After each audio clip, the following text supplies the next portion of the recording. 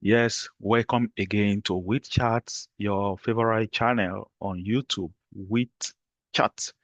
Thank you once again, subscribers, for making the channel to be engaging and even for recommending the channel in your platforms. Thank you. So let's continue to make the channel to be engaging. Try to encourage your friends to subscribe to the channel so that we can increase our subscriber base and even view base and engagement as well on the channel.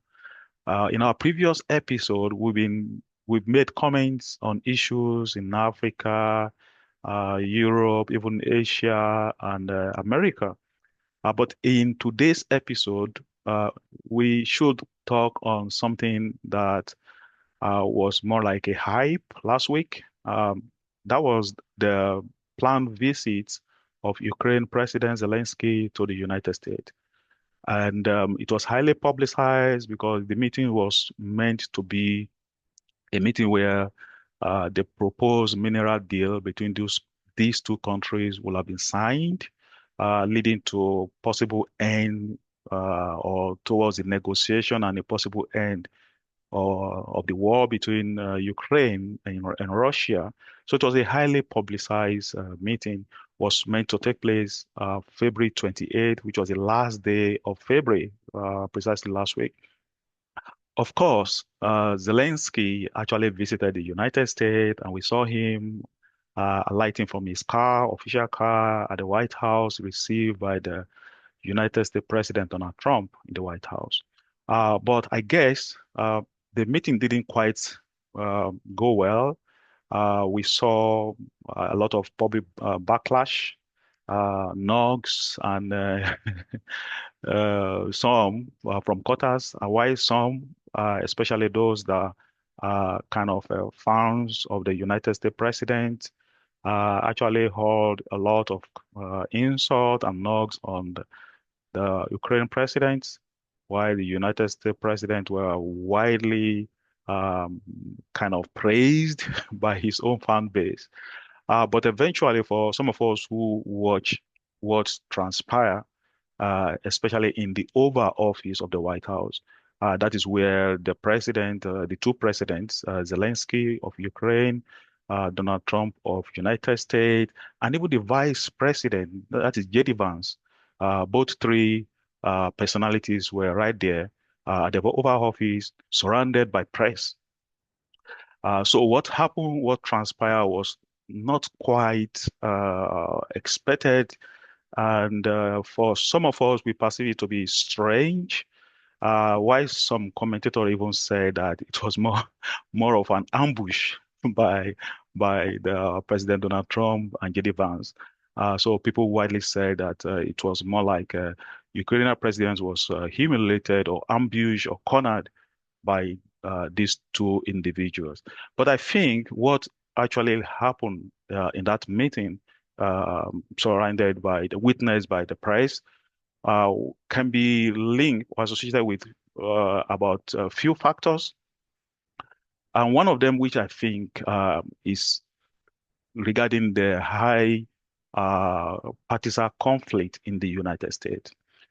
So what I mean is that the political polarization between the two main political parties in the United States is increasingly getting so high and wide, whereby you're seeing that it was more of, especially from some of the comments made by the United States president, you will see him always making reference again to the fact that his own administration seems to be approaching a different pathway to peace between Ukraine and Russia, different from what the previous administration has been engaging in.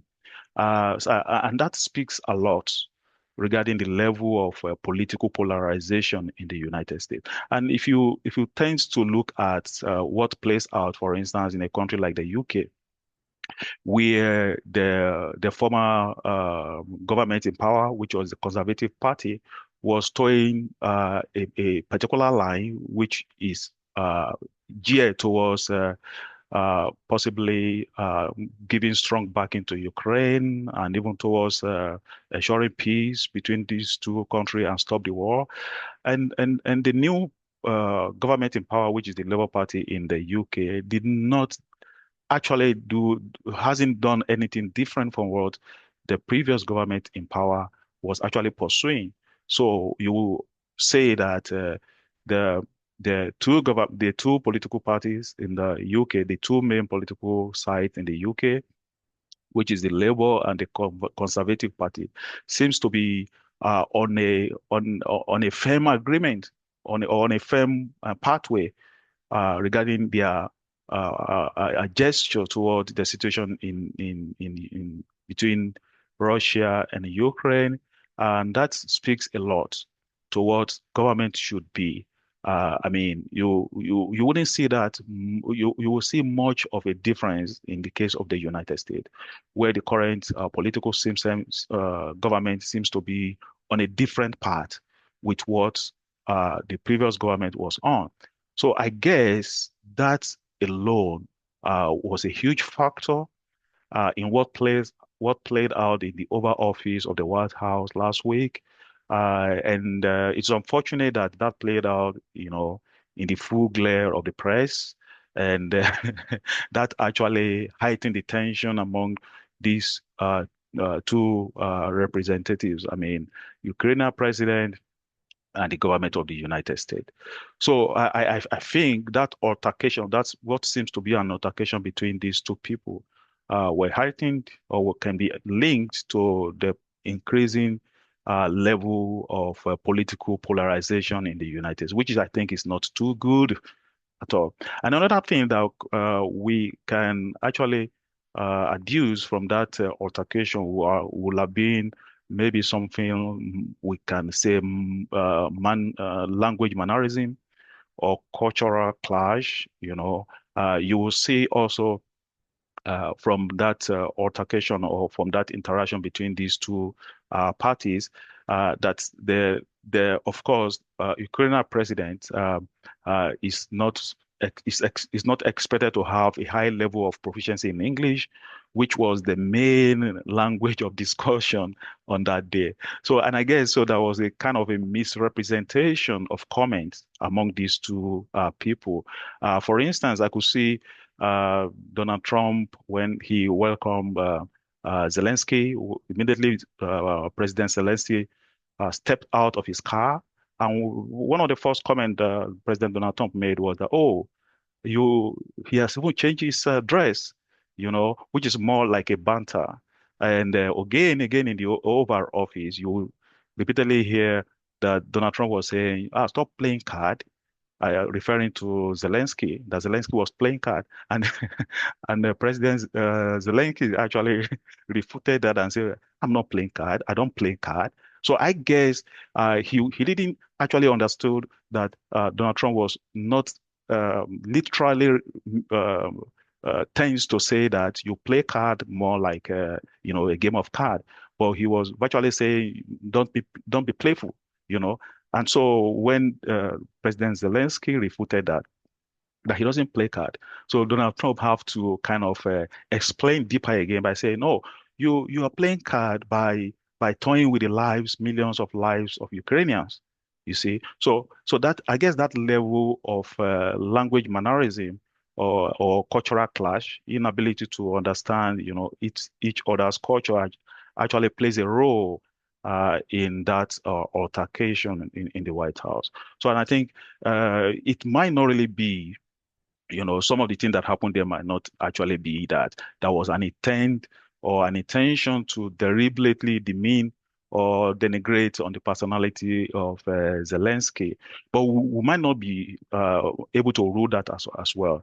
And I will also say that one of the things that I could see in that situation also, which is the third thing, is more of I think I could perceive what I would say unhealthy perception or reservation between these two parties. So I guess build up of what has been happening over time, you will see that there is what seems to be unhealthy reservation, either from President Zelensky toward the current administration of the United States, and at the same time, also you can also perceive that, from the body language of the comments of either President Donald Trump or Vice President J.D. Vance, also that seems to be that unhealthy reservation also towards President Zelensky. Because in one of the comments, specifically from J.D. Vance was again even referring to what transpired during the campaign, during the general election in the United States, that he has often seen President Zelensky praising the opposition, which is a Democrat. You could see that that reservation was actually there and played a role in that altercation. So for me, those are the things I think we can actually deduce from that event. And again, that event largely did not go well because after the media charade, the three parties went indoor, and not quite long from that, we saw President Zelensky leaving the White House. And I mean, it was widely reported that the proposed deal, which is the mineral deal between these two countries, United States and Ukraine, was eventually not signed. So we also heard that efforts are also going on to say possibly how the fence could be made between these three or two individuals, because it was largely reported by the camp of President Donald Trump that President Zelensky actually disrespected the White House, disrespected the United States, and even disrespected the Oval Office, and that's what actually possibly led him to tweet to send a message on his X platform by thanking the United States government, thanking the president, thanking even the Congress. He sent that message immediately he left the house because he was accused right there by J.D. Vance that you were not being tactful enough. So I guess some of these things that we saw or we actually saw that event, we can be traced to these factors of either language mannerism, cultural clash, high political polarization in the United States that cannot be ruled out at all. So those things, I believe, from my own observation, actually, um, kind of play a role in that incident. So I don't know, you might have a different, I don't know. By the way, I think it's good that you watch that meeting. I think the video clip is online on YouTube. What transpired between Zelensky and President Donald Trump and J.D. Vance in the Oval Office of the White House. You can see the clip online. And after watching that, you can please make a comment. Let's engage on this particular topic regarding the outcome of that event of February 28th, 2025. So after you watch that, please don't forget to make your comments. And I'm really waiting to see your comments regarding this issue. So for next an upcoming topic, please continue again to uh, engage this channel and possibly suggest what other topic you might be interested in, which you think we need to comment on. Then we will take it straight ahead and do that in this short video that we often do. Thank you so much for your time. Again, stay tuned to Wit Chat. Make sure you continue to recommend this channel and share it on your social platform. Thank you. Yeah, bye.